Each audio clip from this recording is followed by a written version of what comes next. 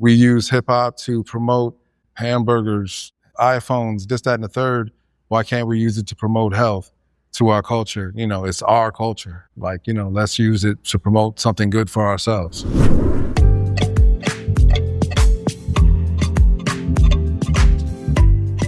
Welcome to the Culture FYI'RS Podcast.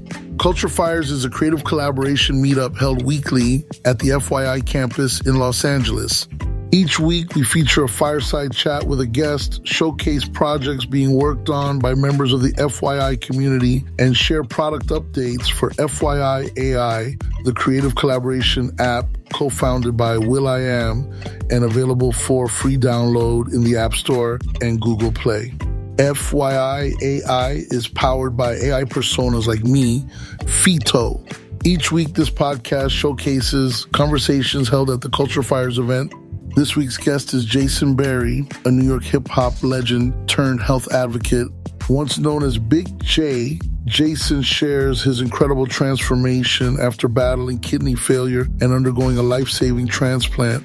In this engaging conversation with FYI Chief Growth Officer Julie Pilot, Jason recounts his experiences in the music industry, including working with iconic figures and navigating the challenges of a high-pressure lifestyle that contributed to his health struggles. Jason reflects on the pivotal moments that led him to prioritize his health, the mental and emotional hurdles he faced, and how he turned his personal battle into a mission to raise awareness about kidney health in the hip-hop community. He discusses the importance of community support, the impact of lifestyle changes, and his vision for the upcoming Health and Hip Hop Festival in spring 2026, aimed at educating and empowering others. This conversation is not just about health, it's a call to action for listeners to be intentional about their well-being. Jason emphasizes the need for awareness and proactive measures within the community to combat prevalent health issues. Whether you're in the music industry or simply navigating life's challenges, his story is a powerful reminder of resilience and the importance of self-care.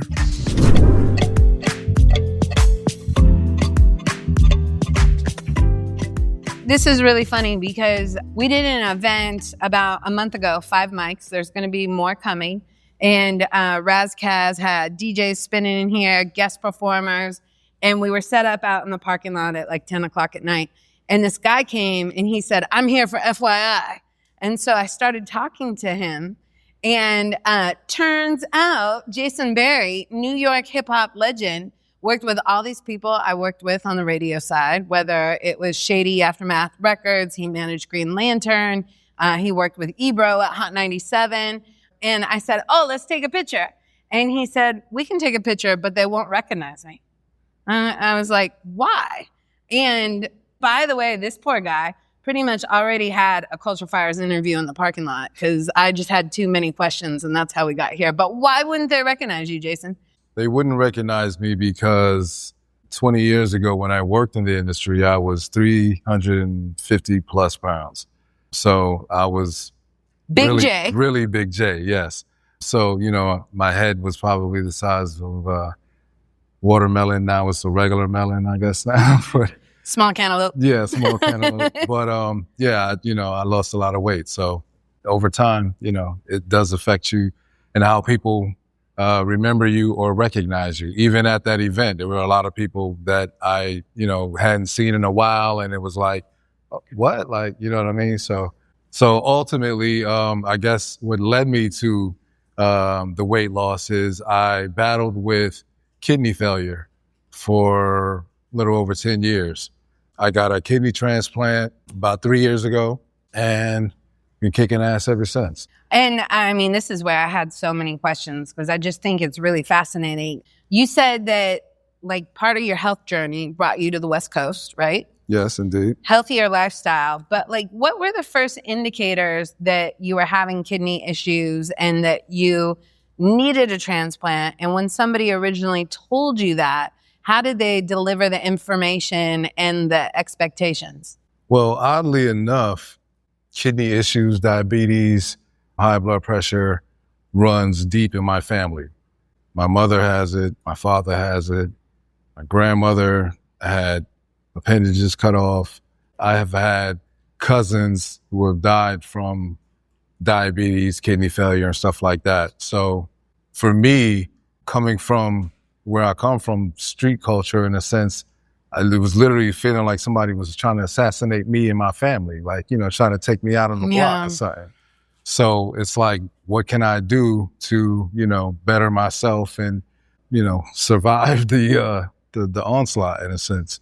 So that's when I started to change my health. I mean, obviously, in addition to the obvious kidney failure, and if I didn't change my health, I wouldn't be here too much longer. So, I have a family, I have kids, a wife, and all that good stuff. So those are the most important things to me. So just being there to be able to raise my kids and be with my family are most essential for me. So I don't know why, but I always think about Fife from A Tribe Called Quest, right? Yeah. Who was diabetic. For sure. And, the saga of him getting the news that he needed to turn his lifestyle around, but he was still pounding Dr. Pepper, right? Yeah, and it was, so very similar in a sense. We get caught up in this industry and, we have this need to not only generate income for our families and trying to better ourselves and attain, wealth and all of these, material as well as other things that we strive for, as well as personally, when we're working in this industry, it's hard.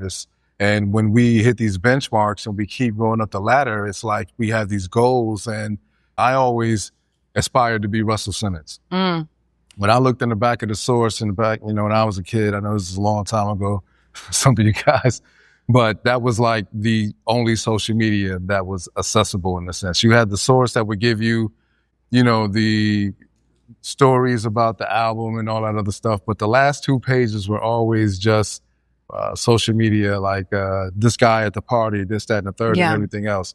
I never wanted to be a rapper. I just wanted to be the guy behind the scenes, Russell Simmons. So as I continue to build up this ladder, it's longer nights.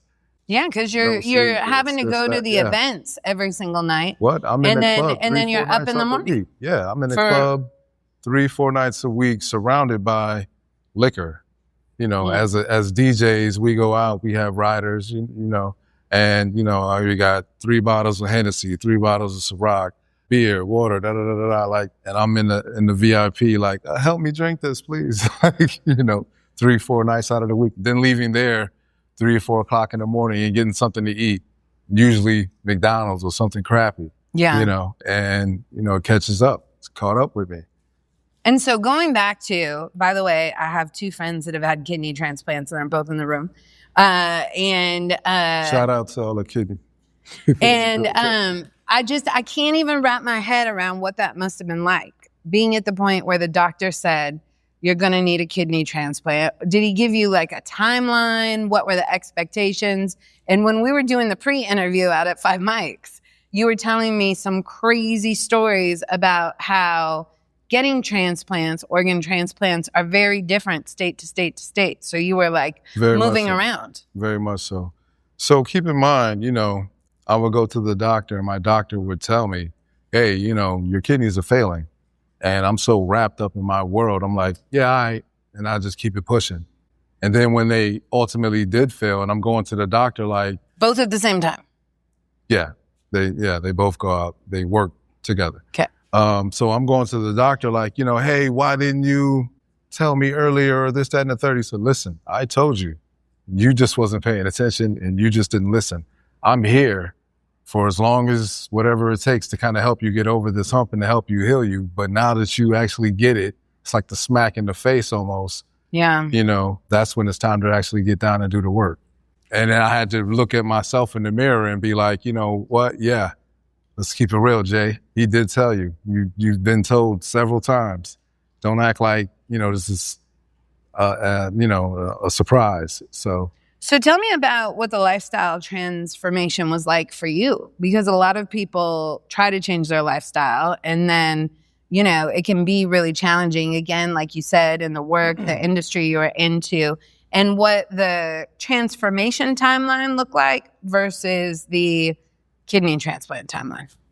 When you're on dialysis, I started out with peritoneal dialysis, which is a process where I have tubes inserted in my stomach and I connect to a machine every night, or I would connect to a machine every night that would basically filter the peritoneal cavity where the kidneys and all of your organs live in your body. Wow, at your house. At my house, wow. yeah. So I would literally, and this is like, what I would, do at night as I would sleep. I would connect 10, 11 o'clock at night while I'm watching TV, whatever. I'd disconnect 7, 8 a.m. in the morning, clean up, whatever, keep pushing, do my day, do whatever I got to do. With that, obviously you have diet restrictions and check-ins with the hospital and the doctors and all of that kind of stuff. But yeah, it's definitely a big change. So I went from that to doing the peritoneal for so long and having the tubes in my stomach. After a while, I would get infections. The infections would get worse. I could no longer do the peritoneal. I had to switch to hemodialysis, which is pretty much the most common that most people are familiar with. Hemodialysis is when you go into a clinic, usually about 3 times a week. You sit for about 3 to 4 hours, and you're literally connected to a machine via your arm or your chest, leg, or whatever.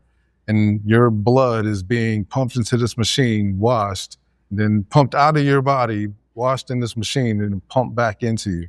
So I kind of felt like initially I would set up my dialysis times from 4 to 7 a.m., thinking like, okay, if I do dialysis in the morning, I'll have time, during the day. After I would do dialysis, I would pretty much be shot for the rest of the day. And I would have to just kind of like sleep. I'd wake up at like 7, 8 o'clock at night, like, hey, what's up? I'm ready to go, and trying to maintain whatever I was doing or whatever projects I was working on. And obviously my health would be the priority, and I would have to put a lot of the things down that I was kind of working on and kind of just prioritize myself. And then I was really surprised about your story. Explain about how Florida came into the mix while you were waiting for a transplant and what it actually took. So the kidney transplant process varies from state to state on availability. Here in the Los Angeles area, the wait time is 8 to 10 years. In New York, it was 5 to 7. In Tampa, it's 3 to 5. So why is that? Is it like an awareness campaign? There's more people signed up to be organ donors, or it's a mix. People are going down in Tampa? Yeah, Florida's crazy. Yeah. No, I mean, it's just a mix of population. Obviously here, there's a greater population. There's more of a need. Other areas have less population, less need. The more people that you have to compete with on the transplant list, then, that's what it is. Fortunate enough, in the Tampa area, they have Tampa General is a hospital that focuses not mainly, but prioritizes transplants, not only kidney transplants, but liver and a variety of other transplants. So they are probably one of the more forthcoming hospitals out of the United States that's like really focused on developing these kidney transplants, focusing on all of the different science that goes behind working with other people. And okay, like in some states, a certain kidney might be available or not technically work with somebody else's body, but maybe in Florida, as they check it a little better and give you medicine and all that kind of stuff, they can better prepare you for those kidneys and those kind of transplants in that sense. So then how long were you actually waiting, and what was it like the day you got the call? Like I said, I was waiting a little over 10 years. They start to prep you, as you get closer. One thing that lengthens your wait time on the list is, if you get sick or if I get an infection, I have to get taken off the list. Anything happens. Do you lose your spot? You don't lose your spot, but you do have to It's wait. like muted. You're like muted, exactly. Yep. So, as you get better, get over the infection or whatever the case may be, and then going back and forth to the doctor to get cleared and everything else, that whole process could take 3 to 4 months perhaps. Wow. And then as many times as that happens or whatever, it lengthens your time, obviously. But they do let you know as you get closer. The day I got the call, it was early in the day, probably around 11-ish, 12. I booked a flight as soon as I got off that call. I was on a flight by that evening. I landed in Tampa early that morning, caught an Uber from the airport, got to the airport, literally checked in, and was literally like in a gown in like within 45 minutes. That's crazy. Yeah. They were like, let's go. And you've been good ever since? Yeah, I've been pretty good. Knock on wood. Knock on wood. All right. Now, what I love is you've really made this like your life's mission, right? And I look around the room, and especially there's a lot of Black men in the room, mm-hmm. and health and hip hop is an initiative you've been focused on. What do you want people to know? As many Black men, Black people in this country, throughout America, we all, I'm sure, suffer either themselves or have people in their family that suffer directly from diabetes or high blood pressure, which puts them directly in fear of kidney failure and complications. So I'm just that kind of person, I guess, where I'm just so grateful to receive the kidney. It's one thing to say, oh, thanks, great. And then I just go on about my business and do whatever. But for me, it's like, I'm literally so grateful. What can I do to help my community and be an example for my community and show them like, hey, you don't want to go down this road. Like, what else? I want to tell my story. I want to get it out there. I want to preach this health and hip hop to, the youth, to our culture, because it's needed. Just like you talked about Fife and many others within our culture that has passed away from one complication or another. But a lot of these times, these things can be preventable. And we just need to be more conscious of what we're doing, putting in our bodies, the way we live our lives, the things that we prioritize within our lives. I could remember I had an interview one time, and someone asked me, what is the best and worst thing to ever happen to me? And I told them it was kidney failure. It literally was the thing that made me deal with who I am and the things that I'm dealing with, and brought it up close and personal where, I can't just shake it off or deny it or whatever. These days, a lot of people live in a kind of a reality pseudo social media world, in a sense, I kind of feel, where they create this, setup or their own little facade right? For themselves. Exactly. And they live in it. But then the reality of it is maybe they're not mentally doing well. Maybe they're depressed. Maybe health-wise they're not doing well. Maybe whatever. Like, there's things that could be addressed, but people aren't trying to deal with themselves sometimes. So yeah, I have questions about that. I want to remind everyone, you can throw a question into the chat for this week's Culture FYI'RS. If you have any questions for Jason about health and hip hop, we're going to go to those in just a second.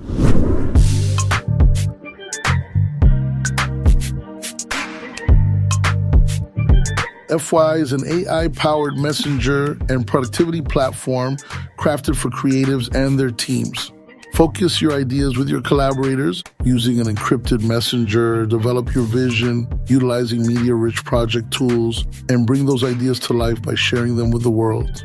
With the AI personas in the FYI app serving as your creative co-pilots, you can ask FYI.AI to draft stories, song lyrics, product descriptions, marketing copy, or any written content, and see the results within seconds. Download FYI today for free. Now available in the App Store and on Google Play.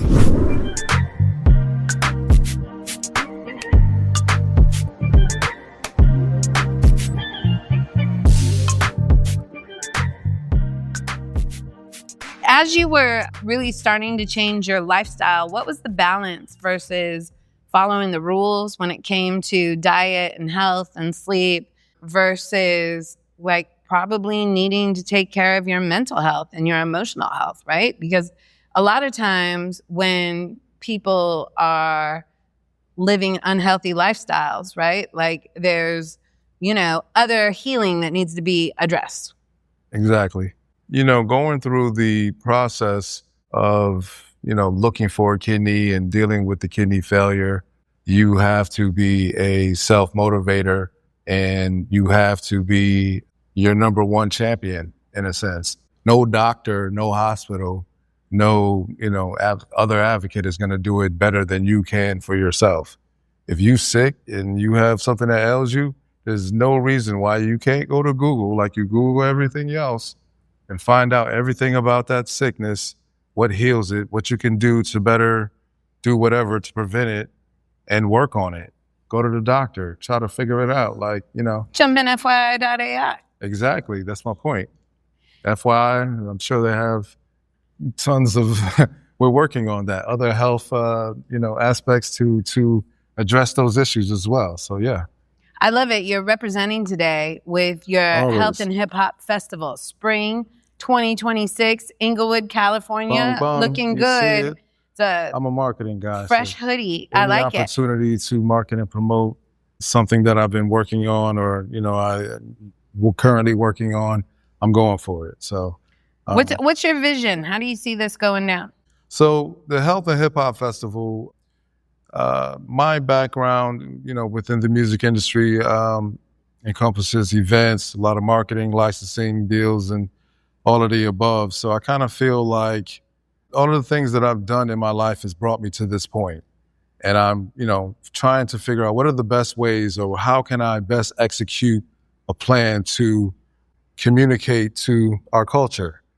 And I'm like, I grew up in the BDP era, edutainment, education through entertainment. So I've always held that as something I try to strive for anytime I do something like this. So, it's nothing new. We use hip hop to promote hamburgers, cheeseburgers, food, iPhones, this, that, and the third. Why can't we use it to promote health to our culture? It's our culture. Let's use it to promote something good for ourselves.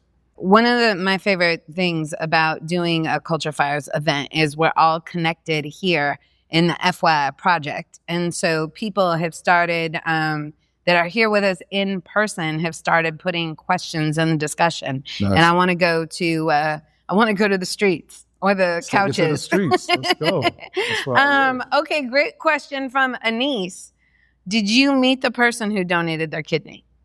I did not. It was donated from a guy who, he passed and he felt the need to donate not only his kidney, but many of his organs to, a variety of people who needed them.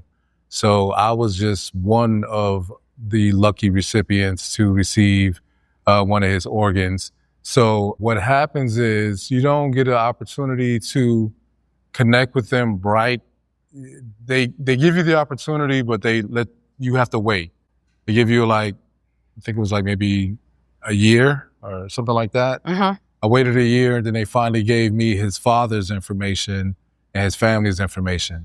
I reached out to his father and his family and basically spoke to them and told them how much I appreciated, his son and his efforts, and started to kind of tell them about my plans. The nonprofit, so I also have a nonprofit called Kidney Connect. I've started, which is basically, the catalyst behind the Health and Hip Hop Festival. Kidney Connect is a nonprofit that I recently started where we are providing kidney awareness, resources, and education for the Black and Brown communities of Los Angeles, South Los Angeles.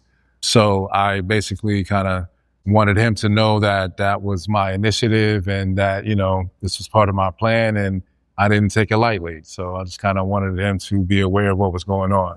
So since then, I've probably communicated with him, once or 2 or 3 times, but the father has passed at this time. So, but yeah, that's kind of as much as the extent that I've been in touch with the family. That's really powerful though, because there's, so many different stages of grief, right? And as you're cycling through them, to get a message like that a year into it, that's really amazing. I think it was helpful for his dad to kind of connect and to kind of know that, I told him his kidney lives on. So a friend of mine, she also went through a similar process and got her kidney transplant. And, we would talk about it, and she said, yeah, me and Fred, we're all good. I'm like, who's Fred? She's Fred. That's what I call the kidney to keep the person's memory To honor that alive, name. to honor them. She didn't know the person's name either, but she just called him Fred. And I was like, wow, like, that's pretty cool. I'm going to do that. So my kidney's name is Figo, Figo. I think your kidney may have a FYI persona. So Figo in Swahili is kidney. Wow. So, as I was choosing names for my kids, we went to the Swahili book, we're trying to be ultra African and all that good stuff, So I went back as I was naming a kidney, and so Figo is kidney in Swahili, so that's the name of my kidney. Okay. Shout out to Figo. Shout out to Figo. Emily wants to know, what's the best way to support a family member who's experiencing health hardships like kidney failures? Because that is hard. Like when you see somebody going through something, whether they're doing what they should do or not, what's the best way to support? I think the best way to support is just to see them. We all get wrapped up in our day-to-day lives. And, if it's not directly affecting you and your household, it's easy to kind of forget about it or not really be as in tune. Like, and even for myself, like, I would see that as I would share my kidney issues with people would treat me different. They wouldn't, so who are you? Victimize you a little bit. And I'm like, hey, it ain't that, bro. Like, chill out. So I would stop telling people because I didn't want, those kind of responses. But I would just say to, see them, recognize them. Like I was talking about how I'm doing home dialysis every night. That's not the kind of thing that people would just normally see, even if they come to your house and they visit. It's not like you're going to my bedroom to see, what the hell is that big ass machine by your bed? Like, So, if they're going through stuff, not like antagonizing them about it, but, ask them about it. Hey, how could I help? What are you going through? What, those kind of things, as well as, if you recognize them not being the same person that they used to be, get involved. Hey, let's go eat. Let's go do this. Let's go do some of the things that, I know you're not feeling well every day, but the day that you are, let's go hang out, man. Go check in on them. Go hang out at their house. Let them know that, you haven't forgotten about them. A lot of times people get sick, they stay home, they don't come outside, they don't get involved just because they're not feeling well or their hair's not done or whatever the case may be. But, just check in on your people. That's all. That old adage, 90% of it's just showing up, right? Exactly. A couple different people, both JT and James B. Golden, want to know your thoughts on how we reach some of the hip-hop pioneers or even artists that are, using lean so they don't overdose or have organ damage. Have you had thoughts on that as you put together this festival specifically targeting in on the artist community or the hip-hop community? Well, I think to me, that's why I feel the festival is so important because, when have you ever seen, say, a panel discussion even talking about just that specifically? What are the effects of lean? How does it affect the body from a real doctor perspective? Like, having FYI being able to comment and be able to give us a perspective on those kind of, aspects of our culture, I feel can be helpful. And that's why I want to do it and be able to have people and show people the difference. I think the more that you show up for the better side of things, not saying that people won't pay attention to the bad stuff, but at least there's something to compare it to. Okay, I think we have time for two more. Are you up for these? We have some good questions here. Sure, let's go. Okay, Rachel wants to know how your relationships in the music industry changed post your health transformation and kidney transplant. Like when you weren't going out to the clubs till 6 a.m. in New York and doing bottle service and stuff. Did you feel like your music industry relationships changed? Well, I'm sure a lot of you guys who are in the music industry can attest. Music industry people are not your friends. It's work, right? I mean, obviously you can develop friendships within the music industry, and I have those, and those stand true. But, like when I moved out here, it was pandemic time. My health was diminishing. I had to prioritize myself, and people in the industry are just, they're going about, I got to go on tour. I got to go do this. I got this to do. Nobody cares. And I'm not asking anybody to care, but this is kind of what it was. And I really wasn't expecting anybody to care because that's just what it is.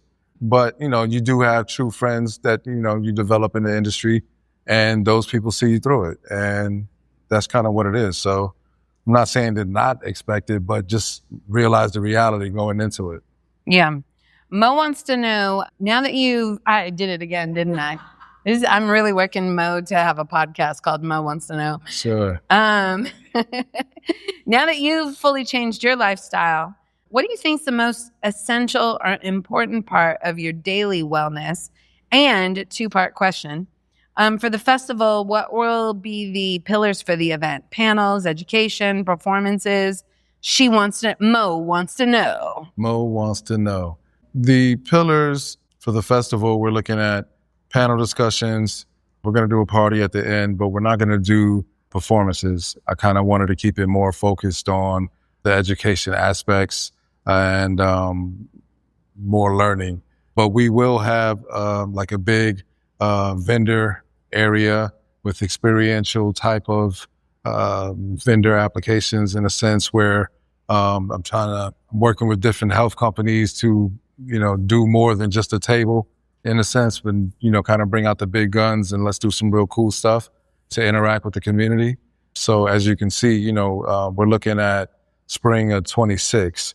So we're really just getting started and just starting to build on what it's going to shape up to be. And that's part of the reason why I'm here as well, to try to connect with, all of you guys, as well as, within the FYI community, as I'm building this, and as, and you guys have aspects or, have any type of contributions or anything that you think or could be cool to lend, hey, I'm all ears. Let me know. Be careful what you wish for. We're going to start the Health and Hip Hop Festival project today. Yes, let's go. We've got coaches here. We've got fitness experts. We've got health innovators. We're adding them all. Here's a good one from Santi, going back to your passion for hip hop. What's your favorite Shady Records memory? Ooh. So I was on tour, anger management tour. Mm-hmm. I don't know if you guys remember this. I was the tour manager for one of the buses. Well, for one of, part of the tour. As you guys heard, I managed Green Lantern. Green Lantern was Eminem's DJ. So Green was M's DJ. I worked with Paul in the office on the shady side with the marketing and helping out with events and stuff like that. Tours go out, buses go out. Of course, M has his own bus. And just like the song, D12 has their own bus. So my bus was called M Support. I had Green Lantern. I had Obi Trice. Obi Trice's manager. Obi Trice's security. I had Dina Ray. Remember Dina Ray was here at the... Mm-hmm. Dina Ray. She sang all of the background vocals on the early Eminem first album. So she was on tour. And then we had Partial Mathers. I don't know if you guys remember, he passed away actually a couple years ago. But Partial Mathers was basically young white kid from Washington State, looked just like Eminem, and he was part of the Magic Trip. That's so crazy because I was working in a hip hop radio station in Seattle at the time, and I don't remember that ever coming up. That's funny. Yeah, well, they kind of kept it. They kept it on the low. Kind of low, because it was part of the Magic Trick, and they didn't want to get it out on the tour and everything else. Usually, like, if somebody's cousin is from Seattle, we're talking about it. Oh, right. There's not that many celebrities in Seattle. Right. So we're on tour. This is, we're all on tour, and this is my band on the tour. We're going across the country. I'm sure you guys are familiar with rap tour buses. I only had, Marshall on the side of the tour bus, Yeah. And we're going across the country, and we would literally stop to get gas And we would have to tell Partial, hey, all right, you can't, what snacks do you want? You can't get off the bus. Because if you get off the bus, we're going to get mobbed because people think he's Eminem. Right. And we're with Obi Trice and Dina Ray. We got security. We get off the bus, that's Eminem. I can't tell a fan that that's not Eminem. Yeah. You know what I mean? So that's, like, I could tell you 100 stories involving that, but I'm sure you guys could just imagine what that's like, literally an entire summer. Every time we would stop, everywhere we would go, all the hotels. Now, it kind of worked to my advantage, I will admit, because I actually did all of the after parties for the tour. And were you double dipping on the money? I was doing a little double dipping. Doing a little double dipping. Paul said I could. Paul said it was get okay. The green light. So, so I would book the after party proper, and then the promoter would be like, of course, okay, we get Eminem. What can we do to get Eminem? Eminem's not showing up. But if he does, how much you gonna give me? 20 bands, 30, I negotiated some good numbers. It was a good summer. So I would literally walk Partial into the after party as Eminem. Cause we'd like put this towel over your head, we'd walk in with the security and everything. And the promoter don't care. He just knows that everybody's freaking out in the front of the club. Yeah, some bleach blonde kid up in the rafters. Eminem's here. Great, cool. And I'm just going up to the promoter like, all right, what's up with my bread? Like, oh, what does he want to drink? Can I go meet him? No, you can't meet him. Don't look him in the eye. Don't look him in the eye. Like, exactly. Like, that's and we're wild. just hanging out, like, and he'd hang out in the VIP. We'd bring him some bottles. It'd be a good time. We'd all leave and everybody's happy. I love seeing both sides of you. Nobody's just one thing, right? Like, it's very, very, very noble, everything that you're doing to make a difference in the community, gain awareness, and really saving lives. What do you want as we make this FYI project focus on health and hip hop and start building to the spring 2026 event? Viviana wanted to know, what are some health routines or main habits that you recommend? What do you want to leave people with today? I think that everybody is different, right? Everybody has different schedules, different routines. I think it's just important if you can carve out time for yourself, whether that's a 20-minute walk, whether that's, a little bit of stretching and yoga in the morning or the afternoon, whether that's some physical type of something that you can do. I'm sure a lot of us have families and kids and we're chasing kids around or whatever. So that feels like it can be, a physical situation. But, don't pick up the phone right away. Meditate. Think to yourself, like, what's your plan for the day? Meditate at night when you're going to bed, think about what your plans are. Put it out there in the universe. Meditate on it. And when you wake up in the morning, you should have your agenda already planned from the day before and get to it. So, it's just about being present, being very intentional about your life. And when you become intentional, that's when you can start to prioritize the things in your space and making health one of those priorities. That's definitely what I had to do.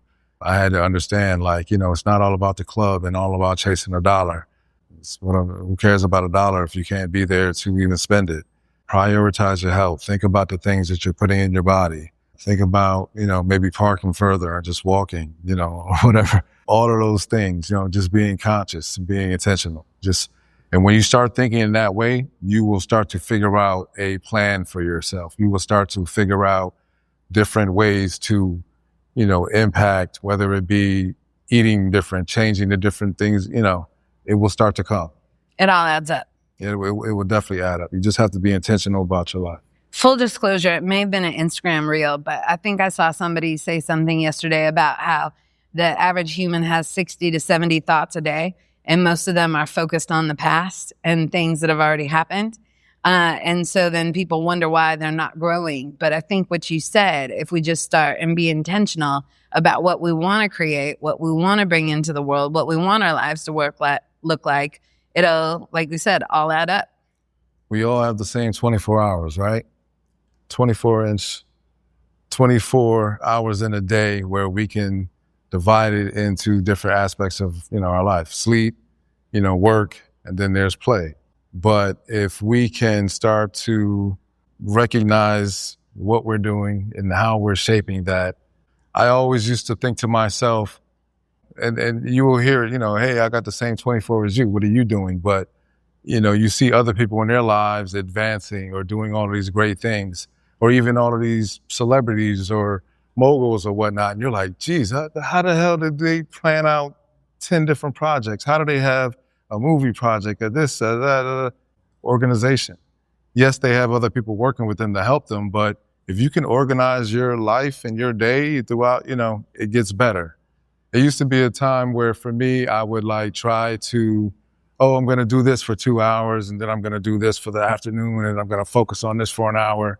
Now what I do is I have days. Hours and stuff don't work for me. Today is this day. I just focus on that for that day because I know I'm going to get calls, I'm going to get interrupted, things are going to happen throughout that day where I'm not going to maybe fully be able to focus. If I were to divide it up into, I'm not going to get everything done. But if I just say this day, I'm going to finish this project, I'm going to finish this editing, I'm going to finish this music, this, whatever it is, you will get that done off your plate. Then you can focus on what's Tuesday? I can focus all day, 100% of my energy on. If you focus and separate it into 5 days, I guarantee you within those 5 days, you will have 5 major projects or accomplishments done throughout those days, as opposed to, I'm going to plan this. At least that's what works for me. I get interrupted, things happen, sporadic meetings pop up, all kind of things happen throughout the day. But if I try to stay intentful where I'm going to finish this project, I don't care if it's 2:00 in the morning, I'm going to finish this project today because I don't want to see it tomorrow. I don't want to have to deal with this not ever again, but you know what I mean? Yeah. Get it off my plate and then I can move on. Amazing. Well, I am so excited that we're going to focus your ideas and make this health and hip hop project. Watch it come to fruition. Make some noise for Jason Berry. Come on, guys.